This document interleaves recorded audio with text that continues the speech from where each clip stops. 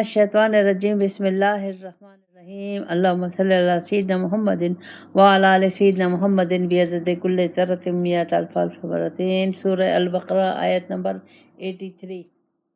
اللہ تعالیٰ آج مجھے فرماتا ہے، مجھے فرما رہا ہے، اچھا یہ یاد رکھے اللہ تعالیٰ مجھے کہہ رہا ہے، کیا کہہ رہا ہے؟ وَإِذْ أَخَذْنَا مِيثَاقَ بَنِي إِسْرَائِيلَ لَا تَعْبُدُوا إِلَّا اللَّهَ۔ اللہ تعالیٰ کہہ رہا ہے میں نے وعدہ لیا بنی اسرائیل سے، تو اب تو بنی اسرائیل نہیں ہے، اب تو ہمیں امت محمدیہ ہمیں، تو اللہ تعالیٰ مجھ سے وعدہ لے رہا ہے، مجھے کہہ رہا ہے لا تعبدوا، تم بندگی کسی کے مت کرنا، الا اللہ، صرف میری بندگی کرنا۔ اب اس کو سمجھے کہ اللہ مجھے کیا کہہ رہا ہے؟ اللہ کہہ رہا ہے کہ یہ تم نے مجھ سے، میں نے کلمہ پڑھا تو میں نے وعدہ لے لیا اللہ سے کہ اللہ کے سوا میں کسی کا کہنا نہیں مانوں گی، اللہ کے آگے میں کسی کا کہنا نہیں مانوں گی، اور صرف اللہ ہی کو سے جو کچھ بھی ہے میں اللہ ہی سے مانگوں گی اور کسی سے نہیں مانگوں گی، اللہ ہی کی عبادت کروں گی، کسی نے عبادت کا معنی ہے اطاعت۔ تو اطاعت، اگر ہم یہ جو فرضی نماز پڑھے ہیں یہ عبادت ہے، لیکن اگر اس کے ساتھ اطاعت شامل نہ ہوئی تو پھر یہ اطاعت نہیں ہے، پھر یہ بندگی نہیں ہے، پھر یہ اپنی مرضی ہے۔ تو ہمیں سوچنا چاہیے کہ ہم اس وقت جس طریقے سے زندگی گزار رہے ہیں صبح سے شام تک اور پیدائش سے مرنے تک، کیا ہم صرف اللہ ہی کا کہنا مان رہے ہیں، اس ہی کی بندگی کر رہے ہیں؟ اگر نہیں کر رہے تو ہمیں واپس آ جانا چاہیے اللہ کی طرف، غفلت کی نیند سے اٹھ جانا چاہیے، ہمیں ہوش میں آنا چاہیے۔ اور پھر اللہ تعالیٰ مجھ سے آگے بتاتا ہے وَبِالْوَالِدَيْنِ إِحْسَانًا وَذِي الْقُرْبَى، اللہ کہتا ہے والدین کے ساتھ انتہائی اچھا سلوک کرو، اور والدین کے بعد پھر قریب کے رشتہ دار۔ قریب کے رشتہ دار کون؟ جو رحم کے رشتہ دار ہیں، یعنی چاچا، پھپھی، خالہ، بھتیجے، بھانجے، نانا، دادی، خالہ، یہ تمام جو سارے رشتے ہیں۔ اچھا اب اس میں ہمیں سمجھنا ہے، اللہ مجھے حکم دے رہا ہے کہ والدین کے ساتھ احسان کرو۔ اب مجھے یہ سمجھا کہ میں والدین کے ساتھ کیا احسان کروں؟ اللہ تعالیٰ مجھ سے نہیں چاہتا کہ میں والدین کے سامنے کوئی اف تک کروں، کوئی کسی قسم کی ان کی نافرمانی کروں، ان کا ہر کہنا ماننا ہوگا، صرف وہ کہنا نہیں ماننا جو اللہ اور رسول کے خلاف ہوتے، چاہے وہ ہندو ہیں، چاہے نصارہ ہیں، چاہے مجوسی ہیں، جو کوئی بھی ہے۔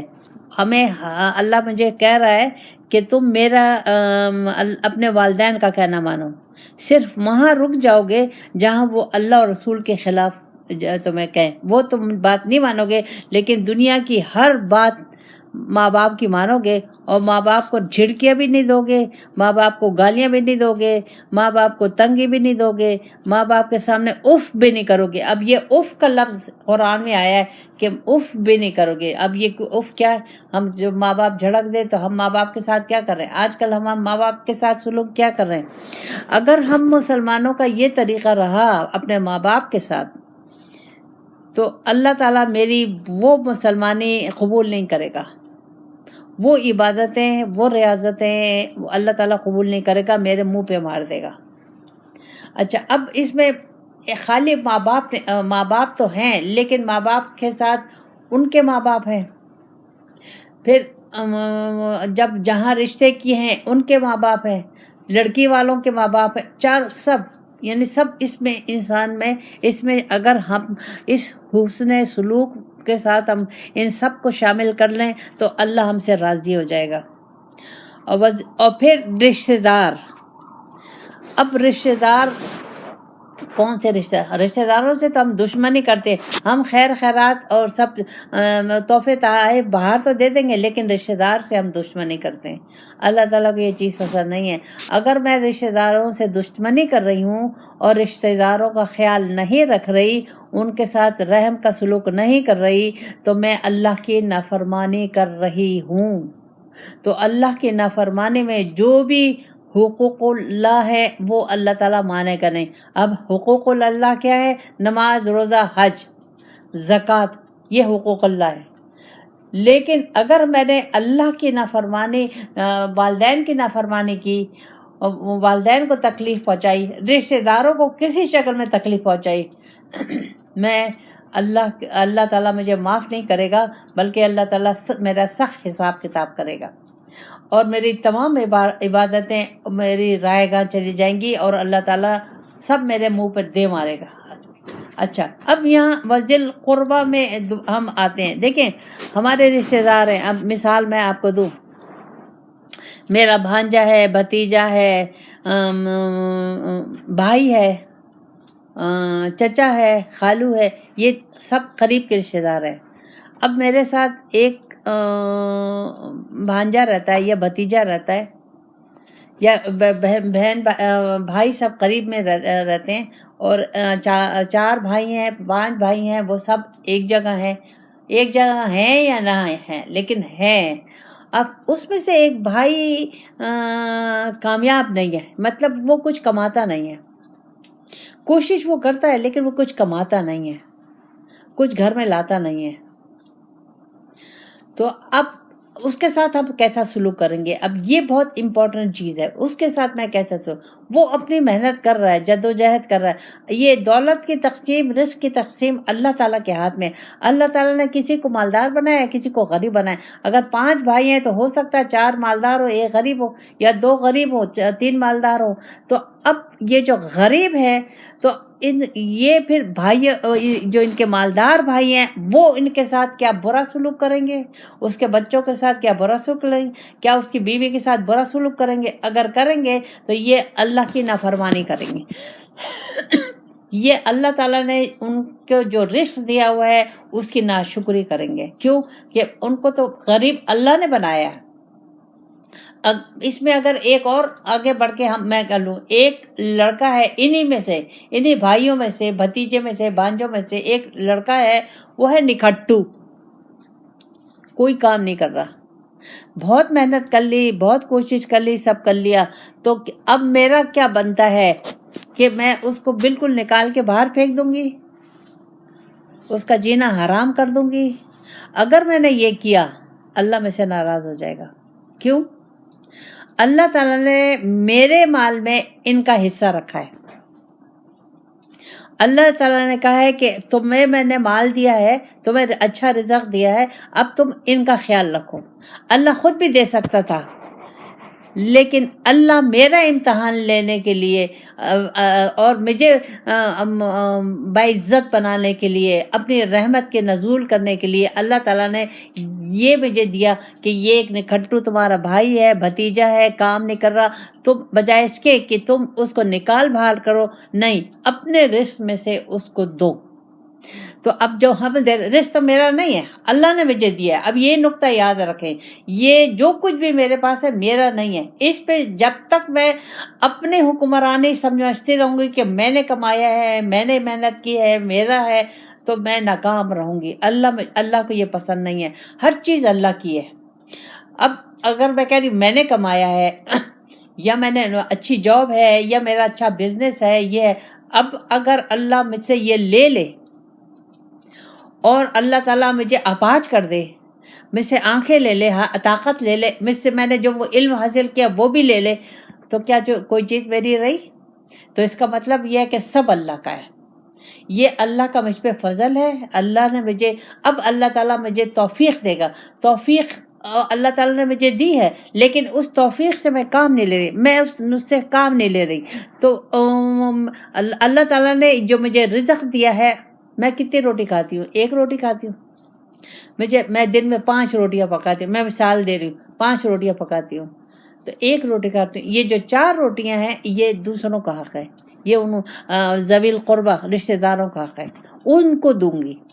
اچھا، اب جب ان کو دوں گی تو کیا میرا رزق ختم ہو جائے گا؟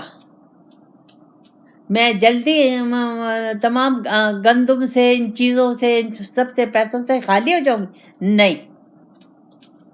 یہی ایک نقطہ ہے، اگر اس نقطے کو ہم لوگوں نے سمجھ لیا تو یہ جو گھروں میں جھگڑے پڑے ہوئے ہیں جائیدادوں کے، رزق کے، اس کے، یہ سب ختم ہو جائیں گے۔ اللہ تعالیٰ مجھ سے کہہ رہا ہے کہ دیکھو، والدین کے ساتھ اچھا سلوک کرو، ان کا ہر چیز، والدین کی ذمہ داری بچوں پہ ہے، بیٹوں پہ زیادہ، پھر بیٹیوں پہ بھی ہے۔ اب بیٹی یہ نہیں کہہ سکتی کہ میرے بھائی کرے گا میں نہیں کروں گی، نہیں، وہ اپنی جگہ کرے گی۔ جب ماں باپ کیا اس کے اب نہیں رہے، اگر وہ شادی ہو کے چلی گئی تو کیا اب وہ اس کے ماں باپ نہیں رہے؟ نہیں، وہ کوشش کرے گی کہ وہ اپنی ماں باپ کا خیال رکھے۔ اگر بھائی خیال نہیں رکھ رہے، ان میں صلاحیت نہیں ہے، وہ دنیا داری میں پڑے ہوئے ہیں، وہ اپنی میں پڑے ہیں، تو ہمیں چاہیے کہ ہم اپنے ماں باپ کا، اپنے رشتہ داروں کا خیال رکھیں۔ یہ رزق جو کچھ بھی اللہ تعالیٰ نے مجھے دیا ہے، سب سے پہلے ذہن سے یہ نکال دیں کہ یہ میرا نہیں ہے، یہ اللہ کا ہے۔ جس دن میں نے اپنے ذہن سے یہ نکال دیا کہ یہ میرا نہیں ہے، اللہ کا ہے، اللہ کا فضل ہے، اللہ نے دیا ہے، اس میں اللہ تعالیٰ نے اوروں کے لیے حق رکھا ہے، اس دن میرا دل کھل جائے گا اور مجھے توفیق ملے گی کہ میں لوگوں کو شامل کروں۔ اچھا، جب سب لوگوں کو میں شامل کروں گی تو کیا سب ختم ہو جائے گا؟ نہیں، بلکہ ایک کے ساتھ 10 اور آئے گا۔ یہ اللہ کا وعدہ ہے کہ ایک دو گے تو میں 10 دوں گا، 10 دو گے تو 100 دوں گا، 100 دو گے تو 1000 دوں گا، 700 دوں گا۔ اللہ تعالیٰ نے، بلکہ یہ تو نیت پہ ڈیپینڈ کرتا ہے کہ کسی کو تو نیت اتنی خالص ہوتی ہے کہ انہیں تو بہت کچھ ملتا ہے۔ تو اب ہم ان چیز سے ختم ہیں، ہم میں سے یہ چیز ختم ہو گئی ہے۔ اب اس چیز کو ہمیں اب لانا ہے، اپنے بھائیوں کو، بھتیجوں کو، اللہ تعالیٰ نے ہمیں دیا ہے، ماں باپ کو، بہن بھائیوں کو، رشتہ داروں کو۔ پہلے رشتہ داروں کا حق ہے، اس کے بعد پڑوسیوں کا حق ہے۔ 40 گھر تک، حدیث میں ہے کہ 40 ہاتھ تک آپ کے سب آپ کے پڑوسی ہیں، چاروں طرف آپ کے پڑوسی ہیں۔ یہ اللہ تعالیٰ نے کیوں رکھا ہے؟ اب سوال یہ پیدا ہوتا ہے کہ اللہ تعالیٰ نے یہ رکھا کیوں ہے؟ کیا اللہ کے لیے مشکل تھا کہ اس نے مجھے دے دیا اور میرے بھائی کو نہیں دیا، یا اور لوگوں کو نہیں دیا؟ کیا اللہ کے لیے یہ مشکل ہے؟ نہیں، یہ مشکل نہیں ہے۔ اللہ تعالیٰ نے مجھے دیا، مجھ پہ فضل کیا، اب اللہ تعالیٰ مجھے کہہ رہا ہے کہ دیکھو اس میں یہ تمہارے بھائیوں کا، تمہارے رشتہ داروں کا حصہ ہے، تم اب ان کو دینا شروع کرو۔ اب میرا مال ہے، میں تمہارے ذریعے سے دینا چاہ رہا ہوں۔ جب میں تمہارے ذریعے سے دینا چاہ رہا ہوں تو تم پہ اللہ کی رحمتیں بڑھیں گے۔ ہم جتنی اللہ کی راہ میں نیت کو خالص کر کے ہم اللہ کی مخلوق کا خیال رکھیں گے، قرب اس سے حاصل ہوگا۔ وظیفوں سے قرب حاصل نہیں ہوتا، حج عمروں سے قرب حاصل نہیں ہوتا، قرب اس سے حاصل ہوتا ہے۔ اللہ کے ہم اس سے نزدیک ہوتے ہیں، اللہ کی محبت اس سے آتی ہے، اللہ کا خوف اس سے آتا ہے، عاجزی ہم میں اس سے آتی ہے، انکساری ہم میں اس سے آتی ہے۔ ہم لوگ سب بھول گئے، نفسا نفسی کا دور ہے۔ اب ہمیں اپنے کو بچانا ہے۔ کس سے بچانا ہے؟ قبر کے عذاب سے۔ کس سے بچانا ہے؟ دوزخ کے عذاب سے۔ کس سے بچانا ہے؟ اللہ کی ناراضگی سے۔ اور اس کے ذریعے سے کیا حاصل کرنا ہے؟ اللہ کی رضا، اللہ کا دیدار، بس۔ کوئی دولت نہیں حاصل کرنی، کوئی اللہ کے ساتھ سودا بازی نہیں کرنی، انتہائی خالص نیت سے اللہ کی راہ میں دینا، اللہ کی مخلوق کا خیال رکھنا ہے۔ سب اللہ کی مخلوق ہے، تو اللہ تعالیٰ نے یہ ترتیب پہلے دی ہے۔ دیکھو سب اللہ کی مخلوق ہے، لیکن جو ترتیب اللہ نے دی ہے مجھے اس طریقے سے چلنا ہے، مجھے اپنی مرضی سے نہیں چلنا۔ آپ لوگوں نے دیکھا ہوگا کہ ہم اپنے رشتہ داروں کے کیا سلوک کرتے ہیں اور ہم اپنے دوست احباب کے ساتھ کیا کرتے ہیں۔ تو اللہ تعالیٰ نے مجھے اس کی اجازت نہیں دی۔ سب سے بڑی، اللہ نے مجھے اپنی مرضی کی اجازت ہی نہیں دی ہے۔ اگر مجھے اللہ لینا ہے، اللہ کا دیدار لینا ہے، جنت الفردوس لینا ہے، تو اپنی مرضی کی نفی کرنی ہے، ہر جگہ مجھے اللہ سے پوچھنا ہے۔ اب پھر اللہ تعالیٰ پھر کہتا ہے والیتامى والمسکین، یتیم۔ اب یتیم کیا؟ جو بھائی کے بچے وہ ہو گئے، بھائی چلا گیا، وہ یتیم ہو گئے، ہم کیا سلوک کرتے ہیں کہ ان کا بھی حق مارتے ہیں۔ یتیم کا اتنا زبردست اللہ تعالیٰ نے قرآن میں ہدایات دی ہیں کہ آپ سوچ بھی نہیں سکتے۔ ہم کیا کر رہے ہیں؟ تو پھر مسکین، یعنی کچھ کر نہیں سکتا، یا اس کے پاس کچھ ہے نہیں۔ اگر یہاں تک حکم ہے کہ ایک آدمی سفر پہ گیا ہے اور وہ مالدار ہے، لیکن وہ سفر پہ گیا ہے تو سفر میں اس کے پاس کچھ رہا نہیں کہ وہ اپنے سفر کو جاری رکھ سکے یا واپس آ سکے، تو اللہ تعالیٰ کہتا ہے اس کو بھی دو، اس کو بھی دو، نہ کہ ایک یتیم و مسکین کے ساتھ۔ تو اب ہمیں اپنے پہ نظر ڈالنی ہے کہ ہم جس طریقے سے تقسیم کرتے ہیں وہ ہم کیا تقسیم کر رہے ہیں، کیسے تقسیم کر رہے ہیں۔ ہم زکوٰۃ جیسے تقسیم کرتے ہیں، کیسے تقسیم کرتے ہیں، وہ بھی ہمیں دیکھنا، ہر چیز کو ہمیں دیکھنا ہوگا۔ پھر اللہ کہتا ہے وَقُولُوا لِلنَّاسِ حُسْنًا، اور ان تمام لوگوں سے، یہ تمام رشتہ داروں سے، تمام غریبوں سے، یتیموں سے، مسکینوں سے، اللہ کہتا ہے حسن اخلاق سے رہو، اچھی بات کرو، رحم دلی ان کے ساتھ کرو، اچھا اخلاق چلاؤ، کسی کو جھڑکو نہیں، کسی کو کمتر مت سمجھو، کسی کو ذلیل مت سمجھو۔ یہ اللہ تعالیٰ مجھے دے رہا ہے۔ اگر میں اللہ سے محبت چاہتی ہوں، اگر میں اللہ کا قرب چاہتی ہوں، اگر میں اللہ کا دیدار چاہتی ہوں، تو مجھے یہ اللہ نے جو مجھے اصول بتائے ہیں، جس طریقے سے کہا ہے، وہ مجھے اللہ کی رضا حاصل کرنے کے لیے کرنے ہیں اور کرنے چاہیے، جو ہم نے چھوڑ دیے ہیں۔ جبھی تو ہم اللہ سے دور ہو گئے، جبھی تو ہم پریشانیوں میں گر گئے، جبھی تو ہم مصیبتوں میں گر گئے، جبھی تو ہماری وہ غریبی بھی ہم پہ بوجھ ہے۔ اللہ تعالیٰ نے یہ نہیں کہا کہ غریب سے یہ نہیں کہا کہ تم اللہ کی راہ میں مت دو، اللہ تعالیٰ نے غریب سے بھی کہا۔ اللہ تعالیٰ کو غریب کا دیا ہوا زیادہ پسند آتا ہے۔ مالدار کے پاس ہے تو وہ دے رہا ہے، لیکن غریب کے پاس نہیں ہے، لیکن پھر بھی وہ اللہ کے راہ میں دے رہا ہے، اللہ تعالیٰ اس سے اور زیادہ راضی ہوتا ہے۔ اللہ کے راہ میں دینے سے کبھی بھی یہ ذہن سے نکال دے کہ کبھی بھی کمی نہیں ہوتی، لیکن اب میں اس ذہن سے نہیں دوں گی کہ ایک دوں گی تو مجھے 10 ملے گا، نہیں، میں اس ذہن سے دوں گی۔ وہ جو اللہ نے وعدہ کیا وہ اپنی جگہ پہ، وہ اللہ اپنے وعدے کی خلافی نہیں کرتا، لیکن مجھے سوچنا ہے کہ میں جو دے رہی ہوں، جس مقصد سے دے رہی ہوں، ایک ہی مقصد ہے کہ رب راضی ہو جائے، مجھے رب کا دیدار مل جائے، مجھے رب کا قرب مل جائے، رسول پاک صلی اللہ علیہ وسلم کا قرب مل جائے۔ پھر اللہ تعالیٰ فرماتا ہے وَأَقِیمُوا الصَّلَاةَ، نماز کا نظام قائم کرنا ہے۔ نماز کا نظام، دل کی صفائی، نیت کی صفائی، کپڑوں کی صفائی، جگہ کی صفائی، یونٹی، اتفاق، محبت، ایک دوسرے کا خیال، ایک دوسرے کی خدمت، ہمدردی، وقت کی پابندی، یہ سب چیزیں اس میں شامل ہیں۔ اقیم الصلاۃ میں تنظیم، جماعت، یہ سب اس میں شامل ہے۔ اس کے بغیر اقیم الصلاۃ پورا نہیں ہوتا، یہ یاد رکھیں۔ وآتوا الزکوٰۃ، زکوٰۃ کا نظام اللہ تعالیٰ نے مقرر کر دیا ہے۔ میں زکوٰۃ اللہ کے حکم کے مطابق دوں گی، اپنی مرضی سے نہیں دوں گی۔ کوشش کروں گی کہ اللہ جیسے چاہتا ہے ویسے زکوٰۃ دوں۔ پہلے زمانے میں تو اسلامی حکومتیں تھیں تو سب حکومت کے پاس زکوٰۃ جاتی تھی، لیکن بغداد کی شکست کے بعد سب تتر بتر ہو گئے، تو پھر اللہ انفرادی طور پر زکوٰۃ دے رہے ہیں، لیکن مجھے خیال رکھنا ہوگا اللہ کی مرضی کا۔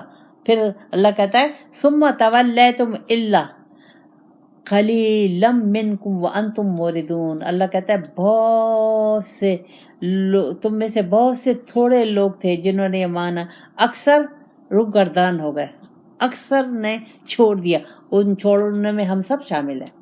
اب اس میں اللہ جو کہہ رہا ہے کہ جو ہیں جنہوں نے لیا وہ بہت تھوڑے سے ہیں، اکثر نے منہ پھیر لیا، روگردانی کری، کس سے؟ اللہ کے حکم سے۔ اب مجھے اس آیت کی آئینے میں اپنے ہر ایک کو اپنا اپنا جائزہ لینا ہے کہ میں کیا اللہ کے حکم کے مطابق زندگی گزار رہی ہوں؟ کیا میں اللہ کی مرضی کے مطابق والدین کی خدمت کر رہی ہوں؟ کیا میں اللہ کی مرضی کے مطابق رشتہ داروں کا خیال رکھ رہی ہوں، مسکینوں کا خیال رکھ رہی ہوں؟ یہ سب کیا میں حسن اخلاق ہے، میرے زبان جو ہے وہ نرم ہے، میری زبان جو ہے وہ خوش اخلاقی کی ہے، میرے عمل جو ہے وہ اچھے ہیں، نماز کا نظام میں نے قائم کیا ہوا ہے ہر لحاظ سے، میری نیت صحیح ہے، میرا وہ جذبہ صحیح ہے۔ اب پھر زکوٰۃ ہے، اب اس دائرے میں ہمیں اس کے مطابق زندگی گزارنی ہے. اگر نہیں گزاریں گے تو ہماری تمام عبادتیں، تمام ریاضتیں، تمام خیر خیرات اللہ تعالیٰ میرے منہ پر دے مارے گا قیامت کے دن. ایک واقعے کی طرف اشارہ ہے کہ مدینہ میں آپ لوگوں کو معلوم ہے کہ یہود تھے اور نصارہ تھے، مشرک. اور یہود میں دو قبیلے تھے، تو ان لوگوں نے اللہ تعالیٰ یہ لوگ تقسیم ہو گئے تھے، دو اس میں تقسیم ہو گئے تھے. انہوں نے ایک گروپ کے ساتھ شامل ہو گیا کہ ہم تمہاری مدد کریں گے، دوسرے کے ساتھ شامل ہو گیا. لیکن اور مدینہ کے جو لوگ تھے ان کے ساتھ انہوں نے گروہ بندی کر لی.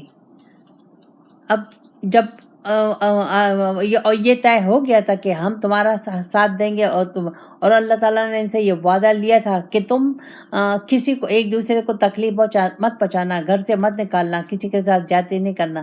لیکن جب لڑائی کا وقت آیا تو انہوں نے ایک دوسرے کو تکلیف پہنچائی. تو اللہ تعالیٰ کو یہ چیز پسند نہیں ہے. وَإِذْ أَخَذْنَا مِيثَاقَكُمْ لَا تَسْفِكُونَ دِمَاءَكُمْ وَلَا تُخْرِجُونَ أَنفُسَكُمْ مِنْ دِيَارِكُمْ ثُمَّ أَقْرَرْتُمْ وَأَنْتُمْ تَشْهَدُونَ.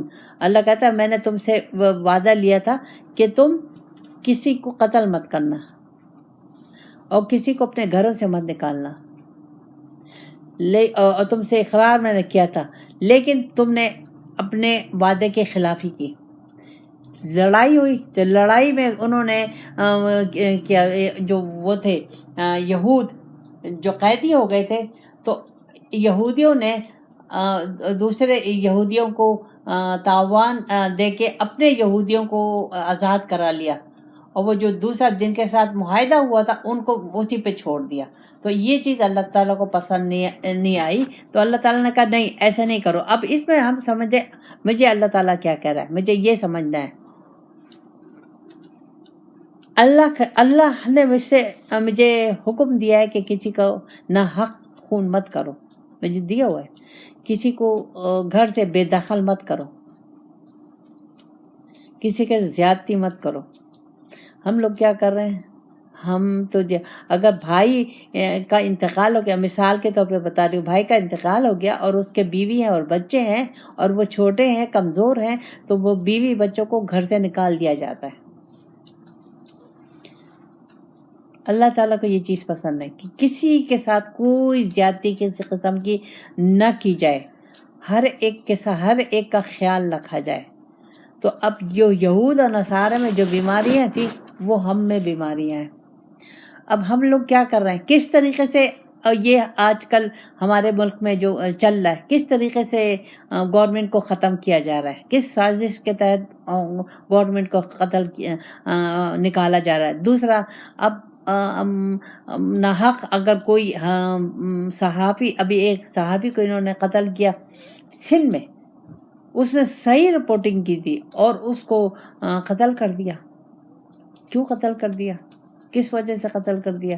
اب یہ کیا ہے؟ یہ ساری دنیا داری ہے. اللہ تعالیٰ کو یہ چیز پسند نہیں ہے. ایک ایک چیز ہم یہود اور نصارہ کے نقش قدم پر چل رہے ہیں. تو اللہ تعالیٰ نے کو مجھے اللہ کہہ رہا ہے کہ اب تمہیں، ان لوگوں نے تو کیا لیکن اب تم لوگوں کو نہیں کرنا ہوگا. اگر تم کرو گے تو جہاں یہود اور نصارہ کھڑے ہیں وہاں تم بھی کھڑے ہو جاؤ گے. پھر اللہ تعالیٰ فرماتا ہے، واقعی کی طرف اشارہ، ثم انتم ہؤلاء تقتلون انفسکم وتخرجون فریقا منکم من دیارکم. اللہ کہتا ہے تم ان لوگوں کو قتل کرنے لگے اور تم نے نکال دیا ان میں سے کچھ کو ان کے گھروں سے. تظاہرون علیہم بالاثم والعدوان، یہ تم نے ان کے ساتھ زیادتی کی اور تم نے کچھ کو تو چھڑوا لیا اور کچھ کو چھوڑ دیا. یا تو اسارا تفیدوہم محرم علیکم اخراجکم، کچھ کو تو تم نے بدلہ دے کے چھڑوا لیا اور کچھ کو تم نے چھوڑ دیا. یہ تم نے غلط کیا. اللہ کہتا ہے افتؤمنون ببعض الکتاب وتکفرون ببعض. اللہ کہتا ہے کیا تم کتاب کو یعنی قرآن میں کسی حصے پر عمل کرتے ہو، کسی حصے سے انکار کرتے ہو؟ یعنی کہ پورے جو میں نے حکم دیا ہے، اللہ تعالیٰ مجھے کہہ رہا ہے جو میں نے قرآن میں حکم دیا اس طریقے سے تم نہیں چل رہے. جہاں تمہاری مفاد ہوتا ہے دنیا کا وہ تو تم لے لیتے ہو، اور جہاں دنیا کا مفاد نہیں ہوتا وہ تم چھوڑ دیتے ہو. تو اللہ کہہ رہا ہے فما جزاؤ من یفعل ذالک منکم الا خزی الحیات دنیا. جو اس طریقے سے کرتے ہیں اللہ کہہ رہا ہے وہ دنیا میں بھی رسوا ہو جائیں گے، اور یوم القیامت یردون الی اشد العذاب، اور قیامت کے دن یہ شدید عذاب کی طرف پھیرے جائیں گے. وما اللہ بغافل عما تعملون. اللہ کہتا ہے میں تمہارے کسی کام سے غافل نہیں ہوں، سب کچھ دیکھ رہا ہوں. اب یہ اللہ تعالیٰ مجھے بتا رہا ہے، اب مجھے سمجھنا ہے اللہ تعالیٰ مجھے بتا رہا ہے کہ زیادتی کہیں بھی نہیں ہوگی. جو کچھ بھی کریں گے قرآن اور سنت کے مطابق کریں گے. کس کے چھوڑنا ہے، کس کو لینا ہے، کس کو قید میں ڈالنا ہے، کس کو آزاد کرنا ہے، کوئی اپنی مرضی سے نہیں ہے. کس کو قتل کرنا ہے، کس کو گھر سے نکالنا ہے، یہ سب اللہ کے حکم سے ہوگا. جو بھی اور قرآن میں اللہ تعالیٰ نے تفصیلات دی ہوئی ہیں کہ کس طریقے سے. اب مرتد ہے اس کو قتل کا حکم ہے، جو نبوت کا اعلان کرے گا اس کو قتل کرنے کا حکم ہے، جو ہم پہ حملہ کرے گا ہمیں لڑائی کا حکم ہے. ہم پھر بیٹھے نہیں رہیں گے، ہم جواب دیں گے، ہمیں حکم ہے. لیکن اللہ کہہ رہا ہے کہ اللہ اور رسول کے یہاں اصل قرآن اور سنت کے خلاف تم اپنی مرضی سے کسی کو قتل کرنا اور کسی کو گھر سے نکالنا اور کسی کو بالکل مدد کرنا اور کسی کی مدد نہیں کرنا، یہ تم نہیں کر سکتے. یا اگر یہ تم نے کیا تو اس کا مطلب یہ ہے کہ تم اپنی مرضی سے قرآن کے جو تمہیں اپنے مفاد میں لائن ہے، جو آیت ہے وہ تم نے لے لی، اور جو نہیں ہے اس کو تم نے چھوڑ دیا. تو اللہ کہتا ہے جو ایسے کرتے ہیں ان کو دنیا میں بھی ذلیل ہوں گے، رسوا ہوں گے، اور قیامت کے دن شدید عذاب کی طرف پھیرے جائیں گے. اس وقت مسلمانوں کی حالت دیکھ لیں، ہم پاکستان کی حالت دیکھ لیں، آپ لوگوں کو سب سمجھ میں آ جائے گا. اپنے ارد گرد جو ہو رہا ہے، ہمارے حکمران جو کر رہے ہیں، تو وہ سب آپ کے سامنے آ جائے گا. میں نے ابھی بتایا ہے کہ کیسے اس قیدی اس صحافی کو قتل کیا، اور وہ قاتل جو تھا وہ دبئی بھاگ گیا. اب اس کو ووٹ کے لیے ضرورت تھی تو اس کی بیوی پہ فورس کر کے اسے زبردستی معافی دلائی گئی اور اس کو دبئی سے بلا کے ووٹ کے لیے لائی. یہ تمام یہ نظارے ہیں جو اسلام کے خلاف ہیں. اللہ تعالیٰ کو یہ چیز پسند. اللہ کہہ رہا ہے میں ہر کچھ دیکھ رہا ہوں. یہ ہے اصل نقطہ. اگر مجھے یہ یقین ہو جائے کہ اللہ مجھے دیکھ رہا ہے، جو میں کر رہی ہوں اللہ مجھے دیکھ رہا ہے، اللہ مجھے سن رہا ہے، اور اللہ مجھے یہ صرف دیکھ نہیں رہا بلکہ اس کے مطابق میرا حساب کتاب کرے گا، مجھ سے پوچھے گا. پوچھ ہوگی، ہر ایک چیز کی پوچھ ہوگی، ذرہ برابر چیز کی بھی پوچھ ہوگی. تو پھر ہماری مرضی تو رہی نہیں. مجھے تو اگر میں چاہتی ہوں کہ مجھے اللہ سے ملاقات ہو، اللہ کا دیدار ہو، تو میں تو قرآن کے مطابق زندگی گزاروں گی. اپنی مرضی تو ختم. جب تک میں اپنی مرضی اللہ کی مرضی میں ضم نہیں کر دیتی، اب دوسرے الفاظ میں اللہ کی مرضی چھوڑ کر، اپنی مرضی چھوڑ کر اللہ کی مرضی نہیں لیتی، بات نہیں بنے گی. اصل یہ ہے کہ ہمیں اپنی مرضی ختم، اپنی خواہشات ختم، صرف اللہ رسول پاک صلی اللہ علیہ وسلم کی مرضی لینی ہوگی. تو ہم کامیاب ہوں گے، تو ہم متقی ہوں گے، پرہیزگار ہوں گے، اللہ کے خلیفہ ہوں گے، ولی اللہ ہوں گے، اور اس قابل ہوں گے کہ قیامت کے دن اللہ کا دیدار کر سکیں. پھر اللہ تعالیٰ فرماتا ہے، یہ ہے اصل. اللہ تعالیٰ فرماتا ہے اولئک الذین، جس نے بھی نشتر الحیات دنیا بالآخرہ، آخرت کے مقابلے میں دنیا لی. اب یہ ہے اصل نقطہ، جس نے بھی آخرت کے مقابلے میں دنیا لی. اب دنیا لی کا کیا مطلب؟ یعنی دنیا اگر میں نے اللہ کی مرضی سے نہیں لی تو میں نے آخرت کو چھوڑ دیا، تو میں نے اللہ کو چھوڑ دیا، اللہ کے حکم کو چھوڑ دیا. تو اگر میں چاہتی ہوں کہ میری آخرت اچھی ہو، قبر اچھی ہو، اللہ کا دیدار نصیب ہو، تو مجھے قرآن اور سنت کے مطابق، قرآن کے اصولوں کے مطابق زندگی گزارنی ہے. اگر میں یہ نہیں کروں گی تو اللہ کہتا ہے فَلَا يُخَفَّفُ عَنْهُمُ الْعَذَابُ وَلَا هُمْ يُنظَرُونَ. اللہ کہہ رہا ہے پھر میں ان کی عذاب میں کمی نہیں کروں گا، ان کو عذاب ہلکا بھی نہیں کروں گا، اور پھر ان کا کوئی مددگار بھی نہیں ہوگا. اللہ تعالیٰ نے مجھے اپنا فیصلہ سنا دیا. اب مجھے ہوش کے ناخن لینے ہیں، اپنے عقل کو اللہ کو حاصل کرنے، اللہ کی رضا حاصل کرنے کے لیے استعمال کرنی ہے، نہ کہ دنیا حاصل کرنے کے لیے ہم اپنی عقل کو، اپنی آنکھوں کو، اپنے کانوں کو استعمال کر رہے ہیں۔ مجھے یہ تمام چیزیں جو اللہ تعالیٰ نے دی ہیں اپنی پہچان کے لیے، اپنے کو جاننے کے لیے، اور سب چیزیں آخرت کے لیے مجھے دی ہیں کہ اس دنیا میں ان کان سے، زبان سے، ہاتھ سے، عقل سے اس طریقے سے کام لو کہ تمہاری خبر جنت ہو جائے، آخرت میں جنت الفردوس مل جائے اور اللہ کا دیدار ملے، قبر کے عذاب سے بچ سکو، جہنم کی گرمی سے بچ سکو۔ اس کے لیے اللہ تعالیٰ نے مجھے یہ زندگی دی ہے، یہ عقل دی ہے، یہ شعور دیا ہے، یہ علم دیا ہے، رسول پاک صلی اللہ علیہ وسلم دیے ہیں، قرآن دیا ہے۔ اگر میں اپنی مرضی سے زندگی گزاروں گی تو سوائے عذاب کے اور کچھ بھی نہیں ہے۔ ربنا آتنا فی الدنیا حسنۃ وفی الآخرۃ حسنۃ وقنا عذاب النار۔